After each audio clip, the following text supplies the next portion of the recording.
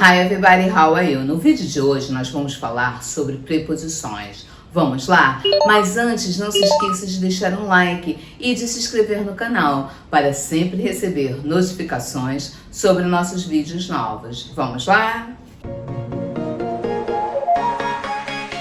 Bom, gente, hoje nós vamos falar sobre as preposições. Nós vamos falar sobre as preposições at, on e in em relação a lugares. Nós vamos começar com o in. O in, a gente usá-lo para áreas grandes, como, por exemplo, estados, bairros, países, continentes. Olha só, I live in São Paulo. Eu moro em São Paulo.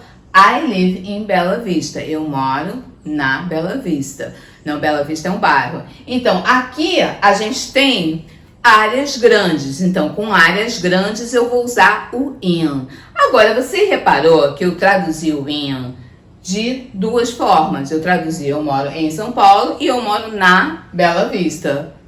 O in, ele pode ser traduzido como in, como na, como no, como nas, como nos. Então, o in é sempre bom a gente traduzir. Não é todas elas na verdade. É sempre bom a gente traduzi-las dentro do contexto.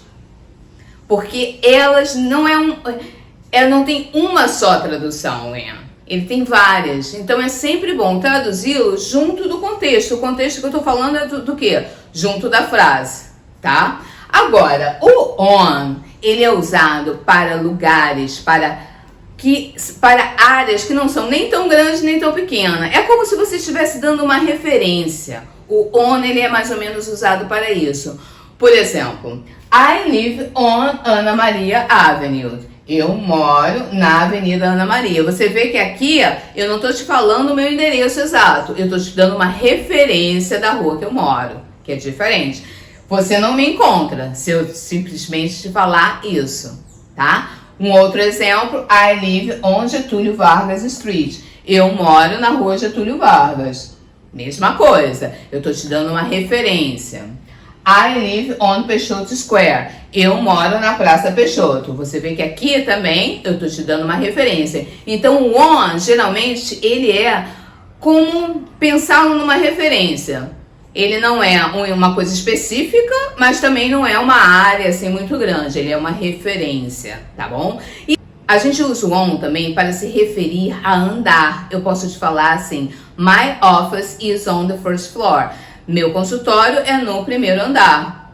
Não, eu te dou uma referência do andar, mas eu não te falo especificamente aonde é o meu consultório. Eu vou usar o on também nesses casos. Agora, o at, ele já é usado para precisão.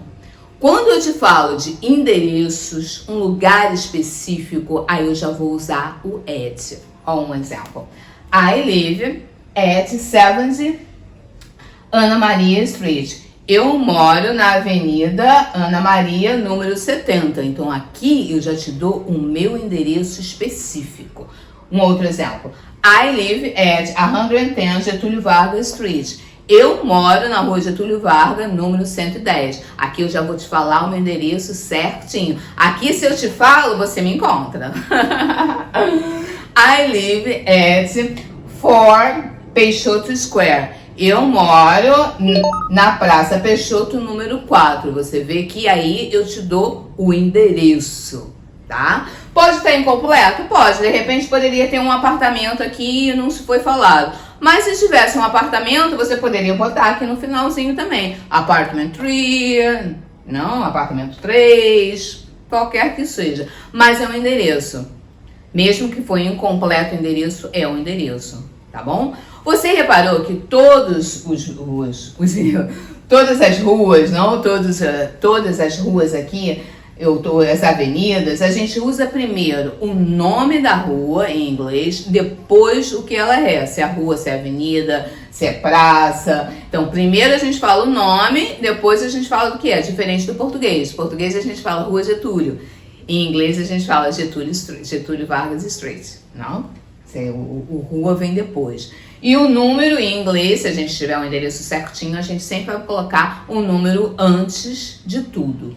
Depois o nome e depois específica do que é.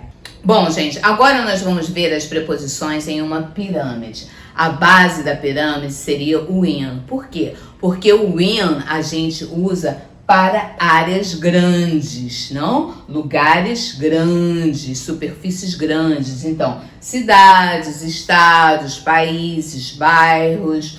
O on a gente botaria no meio da pirâmide, porque o on a gente sempre usa quando a gente faz uma referência. Não é nada tão grande, mas também não é específico. É uma referência, como por exemplo, on Main Street, na rua principal. On the first floor, no primeiro andar. Não, eu não estou te falando exatamente aonde é a sala, mas no primeiro andar. On Brazil Avenue, na Avenida Brasil. Não? Estou te dando uma referência. O at seria no topo da pirâmide. Por quê? Porque o at é para coisas específicas, para os lugares específicos, não? Então, o at seria at Starbucks, lugar específico, que temos que colocar no contexto. Eu estou falando com uma pessoa e a pessoa sabe exatamente qual Starbucks eu estou me referindo, tá bom? Endereços, que é uma coisa específica. At 110 Main Street, na rua principal, número 110, quer dizer, o endereço é um específico lugar. At Santos Dumont Airport, no aeroporto Santos Dumont, um lugar específico. O aeroporto, por exemplo, a gente pode falar at the airport. I will meet you at the airport. Eu vou te encontrar no aeroporto. Que no contexto da fala, a pessoa sabe a qual aeroporto eu estou me referindo. Então eu posso usar simplesmente a palavra airport, não? At the airport, porque num contexto a pessoa sabe que eu estou me referindo a um exato aeroporto, tá? Isso também pode, porque aí vai ser um ponto específico. Para usar o at, a gente tem que ter um ponto específico, falar de alguma coisa específica, tá bom? Espero que tenha ficado claro para vocês. Nos vemos na próxima semana com mais um vídeo, mais uma dica. Aqui no canal nós postamos vídeos todas as segundas-feiras. Toda segunda-feira tem um vídeo novo com uma dica nova para vocês. E nos siga aqui e nos siga no Instagram. No Instagram nós botamos dicas de inglês todos os dias. English on the top. English on the top. Thank you for watching. Bye bye.